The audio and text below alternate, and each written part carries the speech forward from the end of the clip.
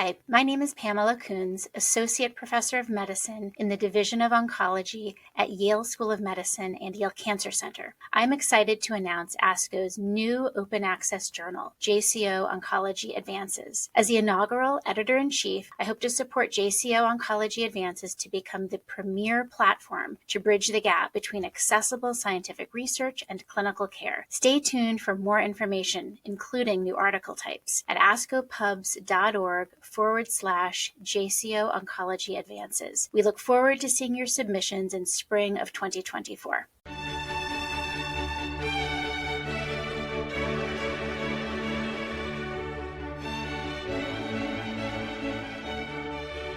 This JCO podcast provides observations and commentary on the JCO article, A Prospective Study on Incidence, Risk Factors, and Long-Term Outcome of Osteonecrosis in Pediatric Acute Lymphoblastic Leukemia by Mario Lizit-Winkle et al.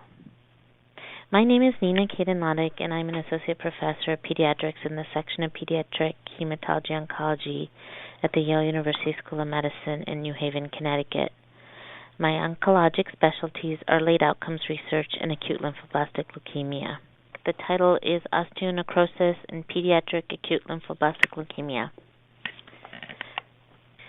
The article by Winkle et al. Prospectively assessed the incidence and risk factors of symptomatic osteonecrosis among 574 patients treated with the dexamethasone-based Dutch Childhood Oncology Group ALL9 protocol.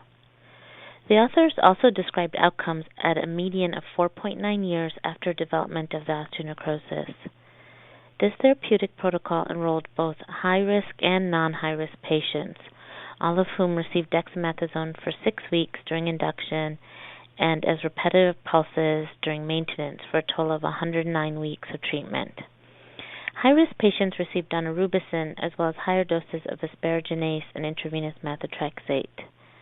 Quote, symptomatic osteonecrosis, end quote, was defined as persistent pain in the arms or legs, not due to vincristine administration, in combination with typical findings on magnetic resonance imaging during treatment or within the first year after cessation of treatment.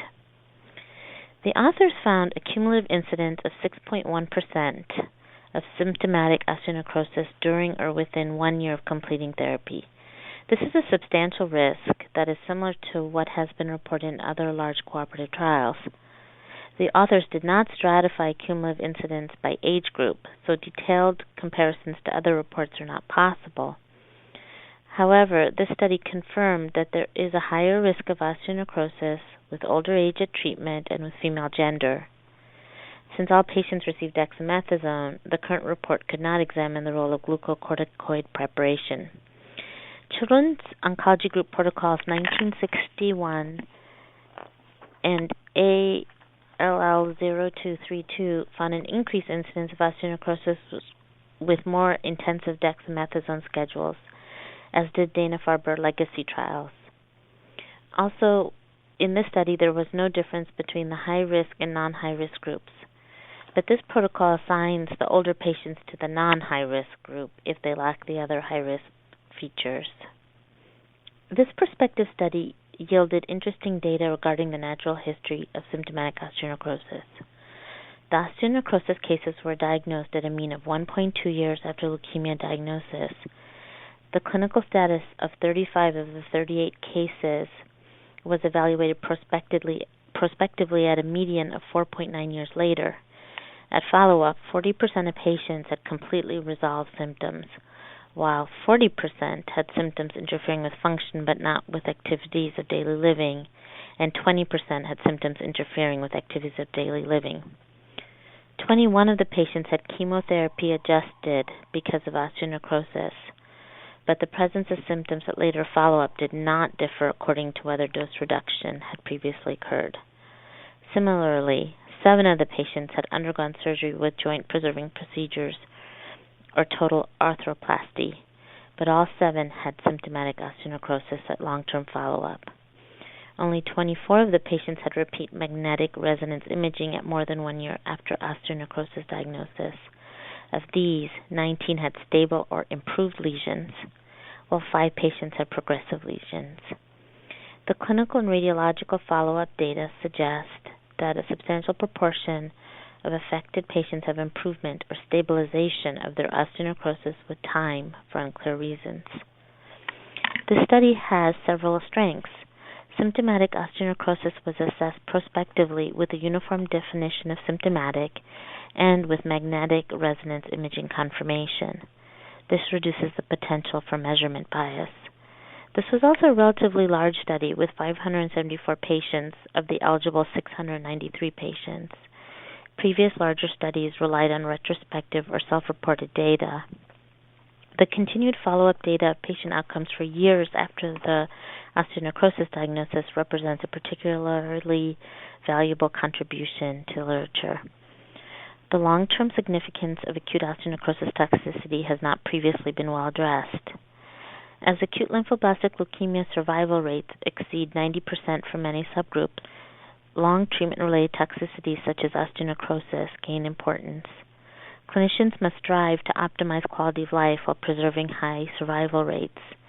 Documenting the risk of late complications of therapy is important so that clinicians can provide appropriate follow-up. This study highlights that clinicians should be particularly watchful for osteonecrosis in females and pubertal, postpubertal pediatric patients with acute lymphoblastic leukemia. However, the time has come to move beyond observation to prevention and intervention. Investigators have used empirical data from past and ongoing trials to inform future protocols. For example, in the Children's Oncology Group Legacy Trial 1961, patients with higher risk features who were 13 years or older had higher rates of osteonecrosis with continuous versus discontinuous dexamethasone during delayed intensification. Discontinuous dexamethasone was then used in the subsequent trial for those older adolescents and eventually also for 10 to 12-year-olds because of unacceptably high rates of osteonecrosis. When this newer study reported higher rates of early osteonecrosis at approximately 11 months after diagnosis, dexamethasone in induction was changed to prednisone. However, empirical data have limitations because there are often many chemotherapy differences between clinical trials for which it is difficult to adjust. This is certainly the case for comparisons of osteonecrosis rates across pediatric acute lymphoblastic leukemia regimens across international consortiums. Investigators are exploring possible inherited factors that predispose individuals to osteonecrosis. A recent genome-wide study by Koidia et al. Identified ACP1 as significantly associated with symptomatic osteonecrosis. ACP1 is known to regulate lipid levels and osteoblast differentiation. Hypercoagulability and hyperlipidemia have been associated with osteonecrosis in general, even in non-leukemia patients. This genetic association study further supports that altered lipid homeostasis contributes to the development of osteonecrosis in patients with ALL and suggests strategies for therapy to minimize risk. Animal and limited clinical data have suggested that statins may have a protective role against osteonecrosis. Wang and other authors have shown that corticosteroids cause the marrow pluripotent cells to differentiate into fat cells through downregulation of CBFA1, RUNX2 gene expression, and osteocalcin promoter activity, while increasing the expression of adipose-specific genes 422 and PPAR gamma 2. Statins do the opposite by decreasing adipogenic and stimulating osteogenic differentiation. One exciting prospect that is being discussed in the Children's Oncology Group is to study statins as a potential intervention to reduce the risk of osteonecrosis in the context of the upcoming acute lymphoblastic leukemia therapeutic trial for higher risk features. In summary, osteonecrosis is a toxicity in children treated for acute lymphoblastic leukemia with a broad spectrum of severity. Females and adolescents are at highest risk. For unknown reasons, a substantial proportion improves or resolves. In this study, the patients with symptomatic osteonecrosis who underwent surgical intervention still had severe symptoms years later. Surgery should therefore be done only after very careful consideration. A review of the literature suggests that osteonecrosis risk varies with different corticosteroid schedules, particularly involving dexamethasone. As genetic and animal studies confirm that lipid homeostasis contribute to the risk of osteonecrosis, statins are a potential protectant intervention during therapy that need further study. This concludes this JCO podcast. Thank you for listening.